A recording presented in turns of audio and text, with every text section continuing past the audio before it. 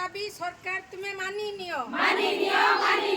আমার দাবি সরকার তুমি মানি নিও রিস্ট্রাকচারিং বন্ধ হও রিস্ট্রাকচারিং বন্ধ হও। ओडिशा जीविका मिशन इसी संघ पक्षर दाबीपत्र प्रदान सरकार किंबा ब्लॉक प्रशासन दाबी न शुणिले हेब आंदोलन। भारतीय मजदूर संघ अनुबंधित ओडिशा जीविका मिशन इसी संघ भोगराई ब्लॉक कमिटी पक्षर विभिन्न दाबी नहीं भोगराई विधायक पंचायत समिति अध्यक्ष तथा गोष्ठी उन्नयन अधिकारी को एक दाबीपत्र प्रदान करा जायछि।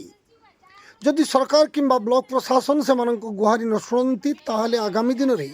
संघ राजरास्ता को ओह्लाइबा सहित आवश्यक स्थले आंदोलनात्मक पदक्षेप ग्रहण करा जिवो बोली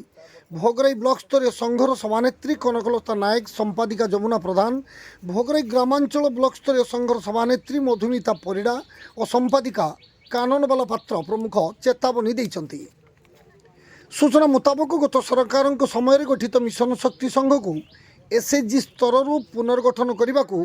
एबेर नुआ सरकार एक रकमर प्रक्रिया आरंभ कर देइछन्ति, जहाकू इसी संघ घोर विरोध करने सहित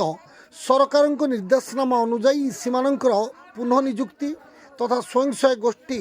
आंचलिक मंच ग्राम पंचायत स्तरीय संघ और ब्लॉक स्तरीय संघर पुनर्गठन प्रक्रिया को सामयिक भाव में स्थगित रखा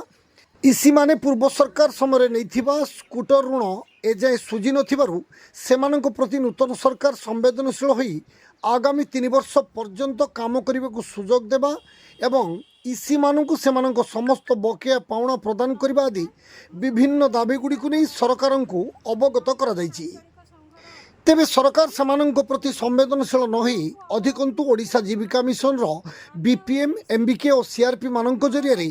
पुनर्गठन प्रक्रिया को त्वरान्वित करने को चेष्टा करथिबारु संघ पक्षर उद्वेग प्रकाश पाइछि। फल राज्य तथा जिला संघर आह्वान क्रमे सोमवार भोगराई ब्लॉक 50टी पंचायत प्राय 500 रु अधिक इसी माने प्रथमे कखड़ा पंचायत तलाड़ी स्थित विधायक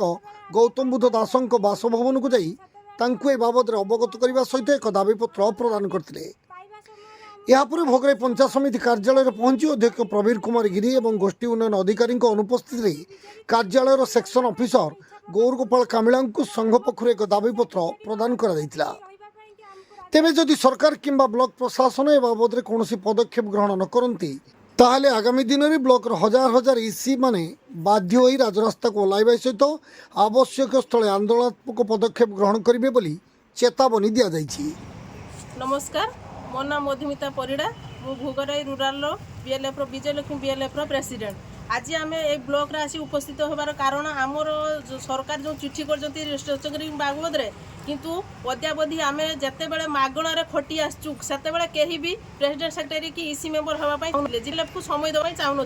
किंतु आम घर संसार सबू छाड़ी जीपीएलएफ रे आसी काम कर सरकार सबू कम आम सहयोग करूँ किंतु बर्तमान जिते बड़े ये सरकार आसिले आमको रिस्ट्रक्चरिंग आड़े आमको बाहर करने को आज निष्पत्ति नहीं किंतु आम से रिस्ट्रक्चरिंग को मानबू ना कारण जिते वर्ष आम मागणार खटीचे आमको बर्तमान सरकार 5 वर्ष आपातत रखु आम सरकार सहित काम करूँ जदि सरकार आमर यही कथा न मानती तो परवर्ती समय आम राजरास्ता ओह्लैबू आ आंदोलन करूँ। नमस्कार, मु गायत्री जेना सुल्तानपुर जीपीएलएफ प्रेसिडेंट एवं मोर कहवा कथा हूँ आम जो इसी सभ्या सबू थिले सरकार एगुड़ाक सब चेंज करने चिठी कर सरकार चेंज सहित आमको भी चेंज करने को चाहते तेणु आम ए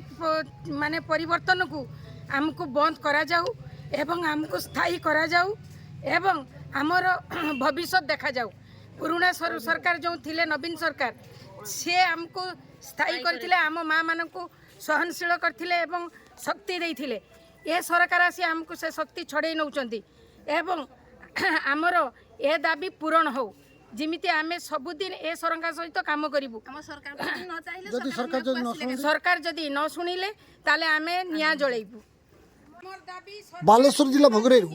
सरित सपन पंडा की रिपोर्ट जीटीवी ओडिया। सरकार तुम्हें मानी नियो रिस्ट्रक्चरिंग बंद हो रिस्ट्रक्चरिंग बंद हो।